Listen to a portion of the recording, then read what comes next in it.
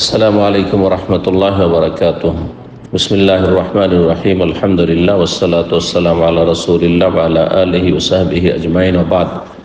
সম্মানিত ভাতৃমণ্ডলী, আল্লাহ রাব্বুল আলামিনের প্রশংসা এবং প্রিয় নবী সাল্লাল্লাহু আলাইহি ওয়াসাল্লামের উপর সালাত ও সালামের পর আজ 26শে রবিউল আউয়াল 1445 হিজরি মোতাবেক 11ই অক্টোবর 2023 আমাদের সামনে 10টি প্রশ্ন রয়েছে যা বিভিন্ন দেশ থেকে আমাদের দিনী ভাই বোনেরা পাঠিয়েছেন। সেগুলির উত্তর দেওয়ার চেষ্টা করব। আল্লাহ রাব্বুল আলামিন যেন সঠিক উত্তর দেওয়ার তৌফিক দান করেন। আমাদেরকে, আপনাদের সকলকে, প্রতিটি মুসলিমকে সমস্ত রকমের গুমরাহি বিভ্রান্তি থেকে আল্লাহ রাব্বুল আলামিন হেফাজতে রাখেন। প্রথম প্রশ্ন করেছেন, বলছেন, আসসালামু আলাইকুম শেখ। ওয়ালাইকুম আসসালাম রহমতুল্লাহ। আমি পেশায় ড্রাইভার, ওষুধ কোম্পানির গাড়ি চালাই। আমি কোথাও রাতে থাকি না। যাওয়া ও আসা 200 কিলোমিটারের বেশি হয়। আমি জোহর অথবা আসরের সময় কসরের জমা 2 রাকাত করে আদায় করলে হবে নাকি পুরো 4 পড়তে হবে? আপনার দূরত্ব যেহেতু যাতায়াতের 200 মানে যাওয়া, যাতায়াত ধরতে হবে না, ধরতে হবে না যাওয়া যে কত দূর। যেহেতু 100 কিলোমিটার, আর 100 কিলোমিটার হলে সবার মতে সেটা সফর বা কসরের দূরত্ব। কসরের দূরত্বের জন্য প্রসিদ্ধ যেটি মত সেটি হচ্ছে যে আপনার 80 কিলোমিটার, 48 মাইলের মতো। আর একটি মত হচ্ছে যেটাকে সাধারণত সফর বলে। তো 100 কিলোমিটারের দূরত্ব যদি হয় সেটা সবার কাছে সফর বা কসরের দূরত্ব, সুতরাং আপনি কসর করতে পারবেন। কসর করা হচ্ছে আপনার জন্য সুন্নাত, ওয়াজিব নাই। কসর করতে এমন কথা নেই, সফরে কসর করা সুন্নাত। জমা করা জায়েজ, যদি জমা করেন জোহর আসর অথবা মাগরিব এশা জায়েজ আপনার জন্য। আর যদি আপন আপন ওয়াক্তে পড়েন সেটা ভালো। আল্লাহু তাআলা আলাম। 2 নম্বর প্রশ্ন করেছেন, বলছেন, আসসালামু আলাইকুম শেখ। ওয়ালাইকুম আসসালাম রাহমাতুল্লাহ। আমি বাংলাদেশ থেকে বলছি। আমার প্রশ্ন হচ্ছে, প্রথম প্রশ্ন, নামাজ পড়ার সময় মেয়েদের পোশাক কেমন হবে আর পা ঢাকার বিধান কি? সালাত আদায়ের সময় মহিলাদের পোশাক গোটা শরীর ঢাকা থাকবে একমাত্র মুখমণ্ডল ছাড়া। যদি সেখানে বেগানা পুরুষ না থাকে মুখমণ্ডল খোলা থাকতে হবে। মুখে মুখোশ লাগিয়ে বা নেকাব লাগিয়ে সালাত পড়া ঠিক নয়। তবে বেগানা পুরুষ থাকলে সেটা ভিন্ন বিষয়। হাত খোলা থাকবে, মুখমণ্ডল খোলা থাকবে, হাত কবজি পর্যন্ত খোলা থাকবে। পায়ের কতটুকু ঢাকতে হবে এই নিয়ে ইখতিলাফ রয়েছে। তবে সঠিক মত হচ্ছে, যার স্পষ্ট দলিল রয়েছে, সেটা হচ্ছে যে পায়ের অপর ভাগ পুরোটা ঢাকা থাকতে হবে। অপর ভাগ, পায়ের তলা ঢাকতে হবে আবশ্যক নাই। হাদিসে রয়েছে জাকাদের ও ওয়াসিয়ান, যদি জামা লম্বা থাকে আর সেটা তোগাত্তি জহুর আকাদ মেহা, মহিলার পায়ের ওপর ভাগ যদি ঢেকে দেয় তাহলে যথেষ্ট। জি, এটা স্পষ্ট করে যে পায়ের পাতা ঢাকা মহিলাদের জন্য আবশ্যক নয়। যদিও কিছু ওলামারা পায়ের পাতা ঢাকা আবশ্যক করেছে, আর যার কোনো স্পষ্ট অকাট্য দলিল নেই, যেমন শেখ ইবনে তাইমিয়া রাহিমাহুল্লাহ বলেছেন। অনেকেই এই জন্য কঠোরতা অবলম্বন করে মোজা পরা ছাড়া তারা সালাত আদায় করেন না। তো মোজা পরে সালাত আদায় করতেই হবে, এটি আবশ্যক মনে করা ঠিক নয়। দ্বিতীয় প্রশ্ন করেছেন, বা দুটো প্রশ্ন এতেই হয়ে গেছে। প্রশ্ন করেছেন আরেকটি, টাকনোর নিচের কাপড়ের বিধান মেয়েদের জন্য কি? হ্যাঁ, মেয়েদের ক্ষেত্রে টাকনোর নিচে কেন, টাকনোর নিচে পর্যন্ত পায়ের ওপর ভাগ পুরোটা ঢাকা থাকতে হবে, জমিন পর্যন্ত ঢাকা থাকতে হবে। মহিলাদের যদি টাকনার উপরে কাপড় আসে তাহলে হারাম, আর পুরুষদের টাকনার নিচে যদি যায় তাহলে হারাম। আশা করি বিষয়টা বুঝতে পেরেছেন। সেটা সালাতের ভিতরে হোক আর সালাতের বাইরে হোক। 3 নম্বর প্রশ্ন করেছেন, আসসালামু আলাইকুম শেখ। ওয়ালাইকুম আসসালাম রাহমাতুল্লাহ। আমি বাংলাদেশ থেকে বলছি। আমার প্রশ্ন হচ্ছে, আমার আব্বু বাংলাদেশের রাষ্ট্রীয় একটি ব্যাংক থেকে 2018 সালে রিটায়ার করেছেন। তিনি 2018 পর থেকে শুরু করে এখন পর্যন্ত প্রতি মাসে পেনশন বাবদ একটা নির্দিষ্ট পরিমাণ টাকা পাচ্ছেন, সেই টাকা কি তার জন্য নেয়া হালাল হবে? তার শুরু থেকে এই সুদী ব্যাংকে, রাষ্ট্রীয় ব্যাংক বলতে যদি সুদী ব্যাংককে উদ্দেশ্য করে থাকেন, আর এটাই হচ্ছে উদ্দেশ্য আপনার, সুদী ব্যাংক যদি হয় তাহলে তাতে চাকরি করাও জায়েজ ছিল না, সুতরাং সেখানকার পেনশন নেওয়াও হালাল নয়, যে রুজি হারাম। আল্লাহ রাব্বুল আলামিন মাফ করুন, সংশোধনের তওবা করে ফিরে আসার তৌফিক দান করুন। জি। 4 নম্বর প্রশ্ন বলছেন, আসসালামু আলাইকুম শেখ। ওয়ালাইকুম আসসালাম ওয়া রাহমাতুল্লাহ। আপনার ফতোয়া শুনে হুবহু অন্যকে জানালে আমি ফতোয়া দেওয়া হবে কি? আমি তো ফতোয়া দেওয়ার যোগ্যতা রাখি না। জি, আপনি ফতোয়া দেওয়ার সাধারণ যোগ্যতা রাখেন না, যে এই অনুভূতি আছে, এটা আপনার খুব ভালো বৈশিষ্ট্য, ভালো গুণ। কারণ অনেকে না জেনে শুনে শুনে ফতোয়া দেওয়া শুরু করেছেন, ফতোয়া দেবেন না।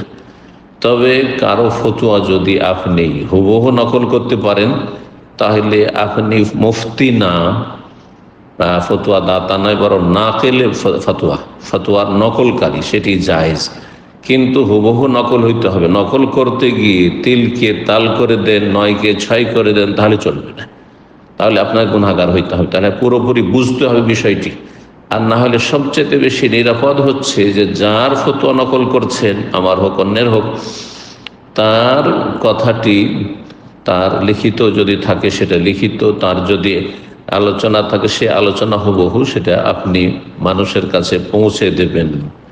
এটি আপনার বড় দিনের খেদমত হবে এবং দাওয়াতের কাজ হবে, আর দিনের খেদমতে আপনার অংশ নেওয়া হবে। বল্লিগু আন্নি ওয়ালাউ আয়া, একটি কথাও যদি জানা থাকে সেটা সরাসরি আপনার এলমে নেই, কিন্তু অন্যের এলম আপনি পৌঁছাচ্ছেন, ইনশাআল্লাহ তাতে আজর ও সওয়াব পাবেন। আল্লাহ রাব্বুল ভালো কাজের তৌফিক দান করেন। 5 নম্বর প্রশ্ন বলছেন, আসসালামু আলাইকুম। ওয়ালাইকুম আসসালাম ওয়া রাহমাতুল্লাহ। বিগত বছরগুলোতে আমি 15 রমজানে মালের হিসাব করে যাকাত দিয়ে আসছি, আলহামদুলিল্লাহ। কিন্তু বর্তমানে আমার নেশাব পরিমাণ সম্পদ নেই, বরং কিছু ঋণ আছে। আশা করছি আগামী 15 রমজানের আগে আমার ঋণ শোধ হয়ে আবার নেশাব পরিমাণ সম্পদ থাকবে ইনশাআল্লাহ। আল্লাহ তৌফিক দান করুন, বারাকা দান করুন। বছরের মাঝে সম্পদ একবার নেশাবের চেয়ে নিচে নেমে গেল, আবার এক সময় নেশাব পরিমাণ হলো, এবং 15 রমজান হাতে নেশাব পরিমাণ সম্পদ থাকলো, তাহলে পরবর্তী যাকাত আমি কবে আদায় করব? আপনি যেই দিন সাহেবে নেশাব হলেন, আপনার নেশাবের নিচে নেমে গেল বছরের ভিতরে, ধরেন 6 মাস 8 মাস যাওয়ার পরে বছরের রমজান মাস থেকে, আর তারপরে নেশাবের নিচে নেমে গেল, কিছুই নেই অথবা নেশাবের নিচে আছে, তারপরে আপনার আবার নেশাবে চলে আসলো, ধরেন 2-4 মাস পরে, রমজানের 2 মাস আগে বা 1 মাস আগে, যখনই হোক নেশাব পরিমাণ আপনার কাছে পৌঁছিল। নেশাব মোটামুটি 2000 রিয়াল। 2000 রিয়াল বলতে বাংলাদেশি টাকার আনুমানিক 60,000-এর কাছাকাছি, আর ইন্ডিয়ান টাকা কাছাকাছি 50-এর কম, 45,000।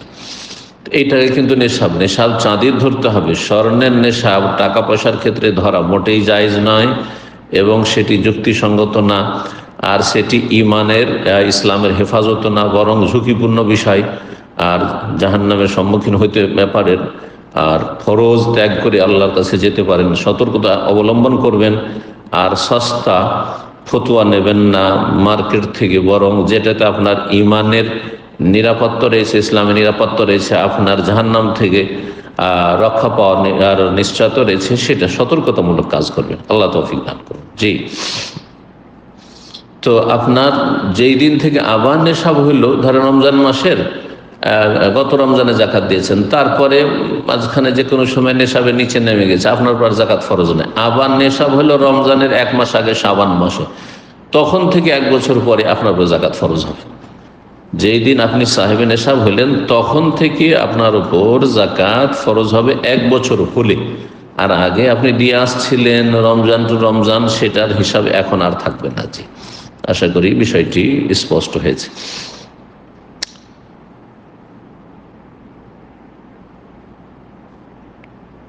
এখানে তিনি আরো বলছেন যে কবে আদায় করব, 15 রমজান নাকি যেদিন আবার নেশাবের মালিক হলাম সেদিন থেকে 1 চন্দ্র বছর পর? হ্যাঁ, 15 রমজানের নয়, কারণ 15 রমজানের সাথে আপনার সম্পর্ক থেকে যায়নি, যেহেতু নেশাবের নিচে আপনার ধন সম্পদ নেমে গেছে। আপনি নেশাবের মালিক যেদিন থেকে হইলেন সেদিন থেকে শুরু করে আরবি মাসের চন্দ্রমাস যে বলছেন আরবি মাসের চাঁদের মাসের 1 বছর যখন পূর্তি হবে তখন। ঠিক ঠিক। 6 নম্বর প্রশ্ন করেছেন, আসসালামু আলাইকুম শেখ। ওয়ালাইকুম আসসালাম রাহমাতুল্লাহ। আমি কাতার থেকে বলছি। আমার ডিউটির সিস্টেম হলো টানা 2 দিন ডিউটি এবং 4 দিন অফ। ডিউটির জন্য আমাকে আমার বাসস্থান থেকে কখনো কখনো 80, 90 এবং 100 কিলোমিটার দূরে গিয়ে 2 দিন অবস্থান করতে হয়। কাতারে ভালো রাস্তাঘাটের কারণে সর্বোচ্চ 1 ঘন্টা ডিউটি স্টেশনে পৌঁছে যাই। ডিউটি স্টেশনে খাবার, পানি, গোসল, সালাদ, বিছানা, ঘুম সব কিছুর সুব্যবস্থা রয়েছে। এমত অবস্থা আমি সালাত কসর করব নাকি পুরো সালাত পড়ব? ডিউটির জায়গায় আপনার খাওয়া দাওয়া ব্যবস্থা রয়েছে, ঘুমানোর জায়গা রয়েছে, কিন্তু আপনার রুম হিসাবে কোম্পানির পক্ষ থেকে রুম হিসাবে যদি থাকে, আপনার বাসা দেওয়া আছে, তাহলে সেখানে আপনার বাসা মুখী হবে, তাহলে মুখী। আর যদি এমনটা না হয় যে টেম্পোরারি আপনার বাসা নয়, এমনি রাখা আছে মুসাফির খানার মতো যেখানে থাকছেন, তাহলে আপনি যেহেতু 80, 90, 100 কিলোমিটার দূরে গিয়েছেন ডিউটিতে, সেটা সফরের দূরত্ব, সুতরাং আপনি কসর করতে পারবেন বা কসর করা আপনার জন্য সুন্নত হবে। একটি ফর্মুলা জেনে নেন শরীয়তের নীতিমালা, যেখানে সন্দেহ হবে কসর করব না পুরো সালাত পড়ব, সন্দেহ হচ্ছে মাসলার ক্ষেত্রে। যদি তখন সংশয় নিরসনের জন্য ভালো কোনো আলেমের কাছ থেকে মাসলা জানার ব্যবস্থা না হয়, তাহলে আপনি পুরো সালাত পড়ে নেবেন, পুরো সালাত পড়বেন, নিরাপদ থাকবেন। আল্লাহ তৌফিক দান করেন। 7 নম্বর প্রশ্ন, হ্যাঁ, তারপরে জিজ্ঞেস করছেন সেই প্রশ্নে, 6 নম্বর প্রশ্নে, যদি কসর করতে হয় তাহলে ফরজের আগে পরে সুন্নাত, ফরজের আগের পরে সুন্নাত নবী সাল্লাল্লাহু আলাইহি ওয়াসাল্লাম সফরে পড়েনি, একমাত্র ফজরের সুন্নাত ছাড়া আর বেতর ছাড়া। তারপরে জিজ্ঞাসা করছেন, এবং শুক্রবার জুমার সালাতের বিধান কি? জুমার সালাত মুসাফির পড়বেন এমন কথা নয়। মুসাফির যদি কোথাও অবস্থান করে থাকার সেখানে জুমা হচ্ছে, তাহলে জুমা পড়বে, জুমা পড়বে। হ্যাঁ, কিন্তু চলন্ত অবস্থায় আছে, জরুরি নয় যে জুমা মসজিদ তলাশ করে বা কোথাও থেমে জুমা কায়েম করতে হবে, না, জরুরি নয়। কিন্তু যেখানে বসে আছেন আপনি, সফরে গিয়ে কোনো হোটেলে আছেন আর আশেপাশে মসজিদে জুমা হচ্ছে, আপনার জন্য উচিত হবে না জুমা ছেড়ে দিয়ে বসে থাকা। 7 নম্বর প্রশ্ন বলছেন, আসসালামু আলাইকুম শেখ। ওয়ালাইকুম আসসালাম ওয়া রাহমাতুল্লাহ। প্রতিনিয়ত চেয়ারে বসে আজান দেয়া যাবে কি না? আজান দেওয়ার ক্ষেত্রে সুন্নত হচ্ছে দাঁড়িয়ে আজান দেওয়া, সুন্নত হচ্ছে দাঁড়িয়ে আজান দেওয়া। আর কেউ যদি ওজরের কারণে বসে আজান দেয় তো আজান সহি, বিনা ওজরে কেউ যদি দেয় তাহলে সে সুন্নতের খেলাফ কাজ করলো, যার উপর ইজমা, এই সুন্নতের ইজমা রয়েছে। সমস্ত মাযহাব, হানাফি, শাফি, মালিকি, হাম্বলি, আহলুল হাদিস, সালাফি সবাই বলছেন যে আজান দেওয়া সুন্নত হচ্ছে দাঁড়িয়ে, ইজমা রয়েছে মাসলাই। সুতরাং ইজমার খেলাফ কাজ করবেন, যদিও কাজটি ওলামারা ফরজ বলেননি, সুন্নাত বলেছেন, কিন্তু সুন্নতের খেলাফ কেন আপনি করবেন? আর যদি শারীরিক কোনো ওজর থাকে আর আপনি আজান দিচ্ছেন শারীরিক ওজরের কারণে, মাঝে মধ্যে আপনি বসে আজান দিচ্ছেন, তো আজান জায়েজ। এই মর্মে ইমাম ইবনে কুদামা রাহিমাহুল্লাহ তার কিতাব, প্রসিদ্ধ ফিকহের কিতাব ফিকহে হাম্বলি আল মুগনিতে বলছেন, ফাইন আযানা কায়েদান লিগাইরি উযরিন, বিনা ওজরে যদি বসে কেউ আজান দেয়, ফাকাদ কারিহাহু আহলুল ইলম, উলামায়ে কেরামগণ সেটিকে অপছন্দ করেছেন, মাকরুহ বলেছেন। জি, মাকরুহ বলেছেন।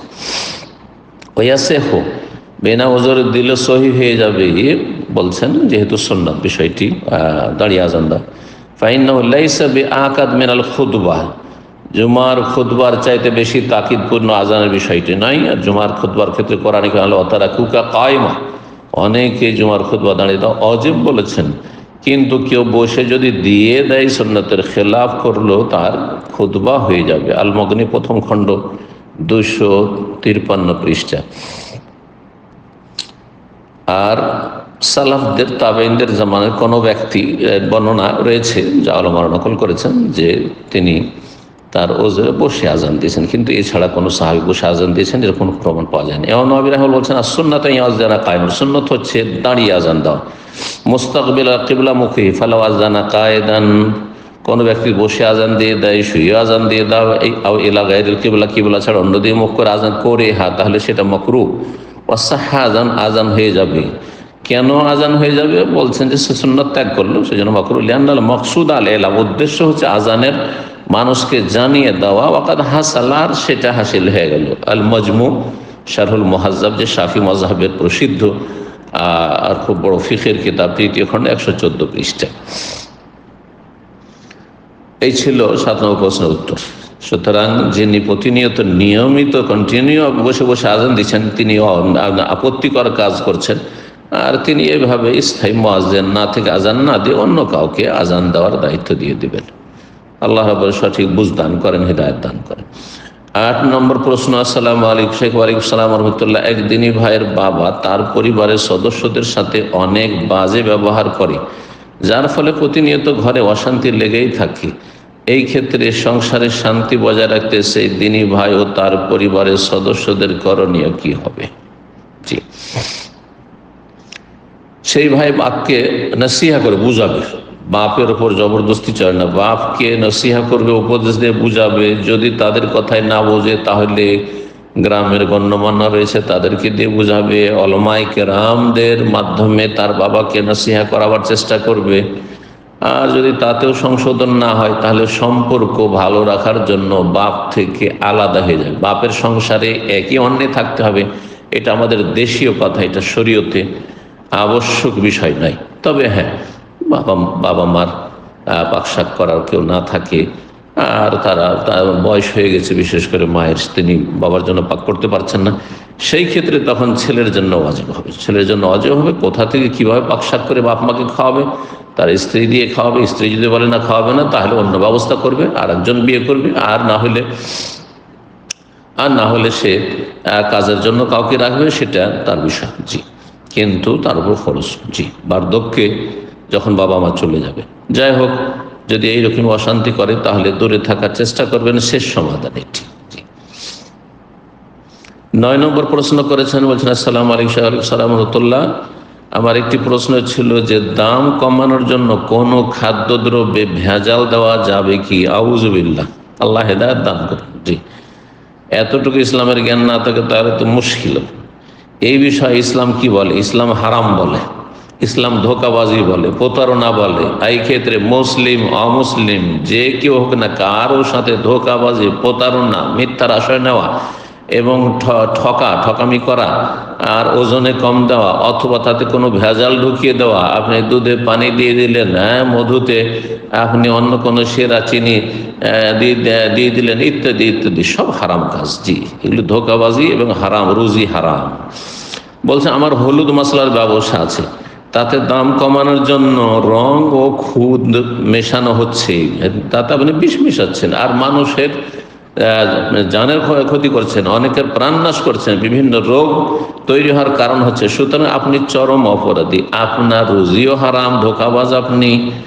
আর তারপরে নবী সাল্লাল্লাহু আলাইহি ওয়াসাল্লামের প্রসিদ্ধ হাদিস সহিহ মুসলিম, মান গাশশা ফালাইসা মিন্না, যেই ব্যক্তি প্রতারণা করবে, ধোঁকা দেবে, দোষ ত্রুটি ঢেকে রাখবে, সে আমাদের দলভুক্ত না। সহিহ মুসলিমের 147 নম্বর হাদিস। আর 146 নম্বর হাদিসে রয়েছে মান গাশশানা ফালাইসা মিন্না, যারা আমাদেরকে ধোঁকা দিয়ে, মানে মানব সমাজকে ধোঁকা দিয়ে প্রতারণা করবে, তারা আমাদের দলভুক্ত নয়। জি, তো বলছেন যে এই কাজটি ইসলামের দৃষ্টিতে কতটা যুক্তিসঙ্গত? যুক্তিসঙ্গত নয়, অযৌক্তিক আর হারাম। সেটা যে কারোর সাথে করেন না কেন, রুজি হারাম। আর যদি তাদের শরীর স্বাস্থ্যের ক্ষতি হয় আপনার এই হলুদ, ভেজালযুক্ত হলুদ খেয়ে, তাহলে আপনি জালেম। বরং কেউ যদি অসুস্থ হয় তো আপনি তার প্রাণের ক্ষতি করলেন, মারা যায়, তাহলে তার জন্য আপনি খুনি সাব্যস্ত হবেন। আল্লাহ হেদায়েত দান করুন। 10 নম্বর প্রশ্ন বলছেন, আসসালামু আলাইকুম শেখ। ওয়ালাইকুম আসসালাম রহমতুল্লাহ।